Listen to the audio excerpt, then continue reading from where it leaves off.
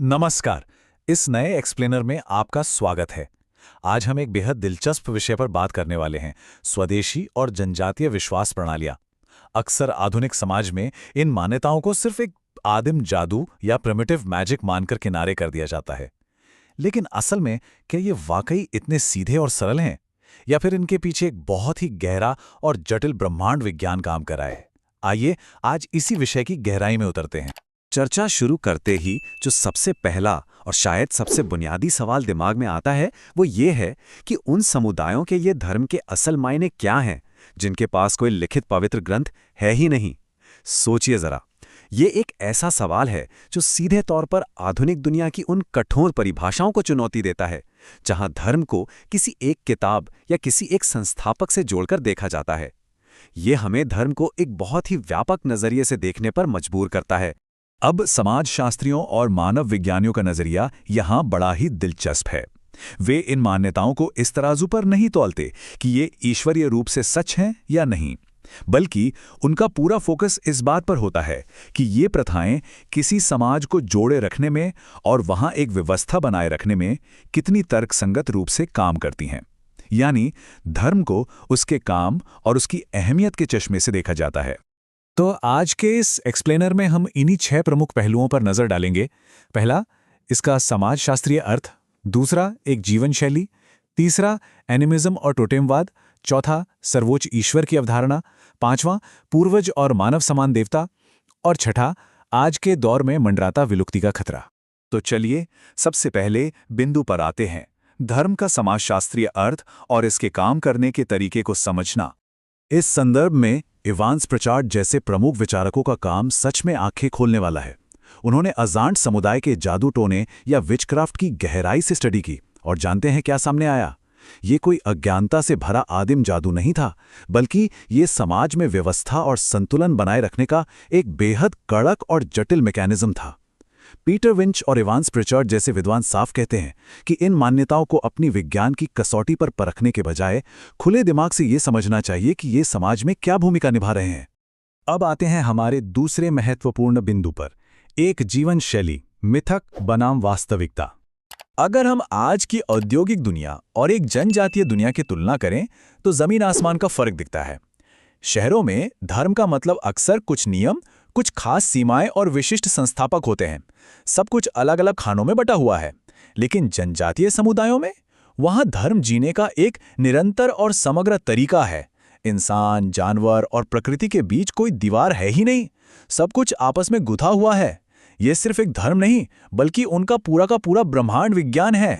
और प्रकृति के साथ इसी अटूट रिश्ते से जुड़ा है हमारा तीसरा विषय, एनिमिज्म और टोटेमवाद, यानी प्रकृति के साथ एक पारिवारिक जुड़ाव।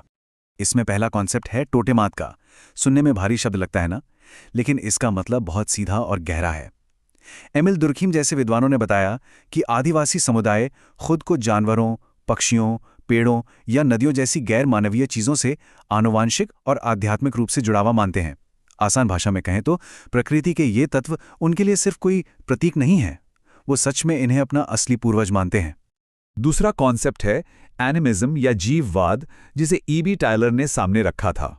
इस विश्व दृष्टिकोण के अनुसार ब्रह्मांड की हर सजीव और निर्जीव चीज के भीतर एक आत्मा या जीवन शक्ति मौजूद है। मतलब एक पत्थर हो या बहती नदी, उनके लिए सब कुछ जीवित है। उनके नजरिया में सजीव और निर्जीव के बीच की रेखा पूरी तरह से मिट जाती है। चलिए अब एक बहुत पुराने मिथक को तोड़ते हैं और अपने चौथे विषय पर आते हैं, सर्वोच्च ईश्वर की अवधारणा। जेम्स फ्रेजर जैसे शुरुआती विचारकों ने यह दावा कर दिया था कि आदिवासियों में किसी सर्वोच्च ईश्वर का कोई कॉन्सेप्ट होता ही नहीं है, लेकिन बाद की स्टडीज ने इसे पूरी तरह गलत साबित कर दिया। उदाहरण देखिए, ईसाई धर्म से पहले के नागा समुदाय का मानना था कि एक रचयिता है जो दूर आकाश में रहता है। उत्तराखंड के भोटिया जनजाति में भी एक सर्वोच्च निर्माता की मान्यता है जो रोजमर्रा के कामों में दखल नहीं देता। और नीलगिरी के टोडा समुदाय की तो एक सर्वोच्च देवी है जो उनके पवित्र भैंसों से जुड़ी है। तो सच यह है कि परमेश्वर की अवधारणा वहां बिल्कुल मौजूद है, बस वो देवता थोड़े दूरस्थ या डिस्टेंट माने जाते हैं। और यहीं से जुड़ता है हमारा पांचवां विषय, पूर्वज और मानव समान देवता, यानी वो आत्माएं जो असल में सक्रिय हैं।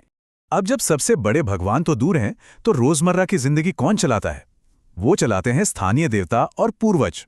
और दिलचस्प बात यह है कि ये देवता बिल्कुल जीवित इंसानों की तरह व्यवहार करते हैं। इनमें गुस्सा भी है और खुशी भी। इनकी अपनी पसंदीदा ड्रेस और खाने की पसंद नापसंद होती है। कबीले के पूर्वज एक तरह से मनोवैज्ञानिक रक्षक का काम करते हैं। और हाँ, अगर इनका अपमान किया जाए तो माना जाता है कि ये बीमारी या दुर्भाग्य भी ला सकते हैं। कुल मिलाकर यही वो शक्तियां हैं जो वहां के सामाजिक व्यवहार को कंट्रोल करती हैं। अब आते हैं हमारे छठे और आखिरी अनुभाग की ओर, परिवर्तन, समन्वयवाद और विलुप्ति। अगर कोई सोचता है कि ये परंपराएं बस अतीत में कहीं जम गई हैं, तो वो बिल्कुल गलत है। ये बहुत ही लचीली होती हैं। जब ये जनजातियां मुख्यधारा के धर्मों जैसे हिंदू या बौद्ध धर्म के संपर्क में आती हैं, तो कमाल का मिश्रण देखने को मिलता है। जैसे किन्नौर में समुदाय ने बुद्ध को अपने स्थानीय कलात्मक अंदाज में एक ग्राम देवता के रूप में ही अपना लिया, या फिर कैसे जाड़ आदिवासी हिंदू महाकाव्यों के पात्रों को अपने पहाड़ी देवताओं के रिश्तेदारों के रूप में देखते हैं। इसे ही कहते हैं परंपराओं का शानदार तरीके से घुलना मिलना। लेकिन इस सब के बावजूद आज एक बहुत ही कड़वी सच्चाई हमारे सामने खड़ी है। प्राचीन काल की उस शुद्ध प्रकृति पूजा से लेकर औपनिवेशिक दौर के बदलावों को तो इन समुदायों ने झेल लिया, लेकिन आज का तेजी से बढ़ता आधुनिकीकरण, ये इनके लिए अब तक का सबसे बड़ा खतरा है। इतने लचीलेपन के बावजूद प्रकृति के साथ तालमेल बिठाकर चलने वाली ये गहरी जीवन शैलियां अब विलुप्त होने की कगार पर हैं। और अंत में ये सब हमें एक बहुत ही गहरे और बेचैन करने वाले सवाल पर लाकर खड़ा कर देता है।